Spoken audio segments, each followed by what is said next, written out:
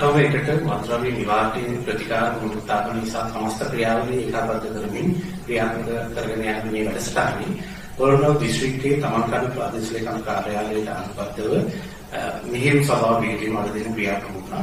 ඒදී විශේෂයෙන් අන්තරායගත පාලන මණ්ඩලයේ විවාහක අධ්‍යාපන පුහුණුවංශයේ විසින් මේ ක්‍රියාව තීරුව අනුමත කිරීමට නැත්නම් අවුල් කිරීමට අප ක්‍රියාත්මක යුතු ආකාරයේ විද්‍යාත්මක වැඩියක්වීමකින් යුක්තව විශේෂයෙන් පාසල් ප්‍රජාව මුල් කරගෙන ඉන්න අතරතුර දෙමාපියන් සහ සියලු සිවිල් නිලධාරීන් සම්බන්ධ කර ගැනීම රාජ්‍ය සහ ආයතන ආයතන සම්බන්ධ කර ගැනීම නිවාරණය වැඩසටහන් කිරීමේ විද්‍යාත්මක වැඩියක්වීමේ අවශ්‍යතාවයක් තියෙනවා. ඒ අන්තරායගත පාලන මණ්ඩලයේ ලෙස ඒ වැඩියක්වීමේ ක්‍රියාවලිය අපි ඉදිරියට ක්‍රියාත්මක කරන බව මේ ගැන සඳහන් කරනවා.